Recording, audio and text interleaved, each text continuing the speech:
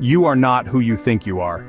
As a Homo sapien, you are the most dominant species on the planet. You have managed to come this far when other species have either gone extinct or are surviving on the brink of it. You are what science describes as an apex predator. But human beings were not always the most powerful animals on the planet. There was a time when one word defined our world: fear. We were not the apex predators, we were their prey. We hid in our caves to avoid being hunted by the monsters in the woods. These vicious creatures were faster and stronger, so it's a miracle how we survived and eventually conquered the world. But here's the thing, those monsters that tormented humans and threatened to wipe them out were other humans.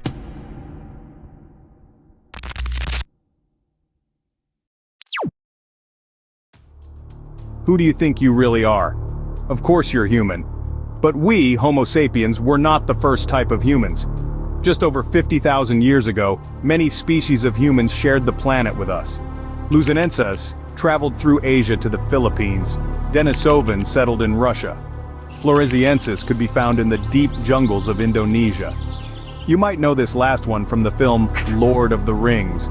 They are commonly known as hobbits, and they are short, with big, hairy, flat feet. Then there's us, Homo sapiens. We originated from Africa, and when we evolved to Homo erectus, or the upright man, we left the continent and spread to other parts of the world. About 200,000 years ago, some of these species and more lived on Earth at the same time. Then, about 70,000 years ago, only two species were left. One of the species was us, Homo sapiens. Although we eventually colonized every habitable region on Earth, it took a very long period of time, thousands of years actually. This is because something, or rather someone, was standing in our way.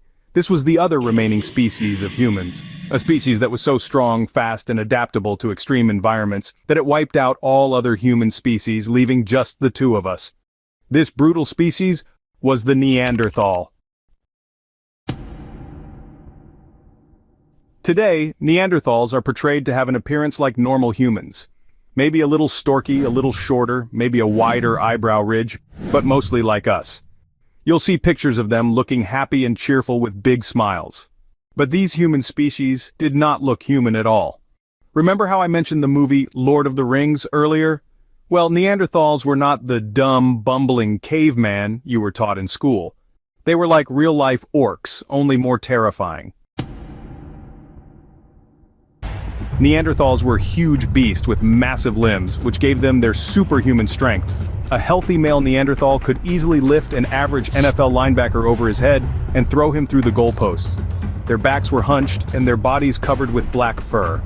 Their noses were large and broad, capable of smelling humans from miles. Their large eyes had split pupils covered with tapetum lucidum, the layer of tissue that covers the eyes of nocturnal animals, like cats. This means that they could see in the dark, so they hunted us mostly at night. Unlike other human species who ate seeds, grains, and fruits, Neanderthals only ate meat. Each adult had to consume about 5 pounds of flesh per day to survive. Their large jaws and teeth could tear through not only any meat, but also bones. They were strong enough to take on animals that other human species would not dare touch. Mammoths, cave lions, bison, bears, and rhinos. But their favorite food, their favorite prey, was us. Neanderthals were intelligent and had their spoken language. They built large family groups that organized into tribes, then organized into villages. They conquered fire and created art, music, and even tools. But their specialty was creating weapons. With time, they learnt to form hunting parties which transformed into small armies. A male Neanderthal could easily outpower 5 or 6 average humans. All this expertise in war enabled them to conquer Europe easily. They crossed the English Channel and conquered Britain. For 500,000 years they conquered the Middle East, Asia, and Europe. They were the ultimate warriors, the kings of the world, the apex predators. Wherever Neanderthals went, all other species in the area went extinct. All species except for us. We fled. We surrendered our land to them and retreated. We were no match. But wherever we went, Neanderthals followed. The beasts discovered we were a valuable resource. Our men were good for eating, our women were good for mating. The genetic variation within Homo sapiens is the lowest of all primate species. The genetic difference between human to human, no matter your race or ethnicity, is about 0.1%. That's how closely related we are. This means that around 80,000 years ago, Neanderthals hunted Homo sapiens to the point of near extinction. One study approximates only about 40 or 50 people were left, just a few dozen families.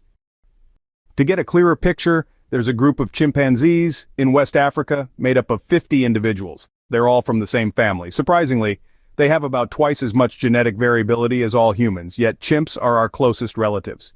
We have such a small genetic variability today because we came within inches of extinction. We had to start over with just a handful of people. Now I'll tell you the story of how it happens. But unlike Neanderthals who raided and conquered the humans in groups, I do everything myself. I don't have a team of script writers or video editors because honestly, I can't afford it. So I'll tell you the story of how the few remaining humans overcame the Neanderthals in the next video. All you can do now is hit the subscribe button and like this video. Make sure to turn on the notification bell because the second part of this story will blow you away. Till next time, Sticky out.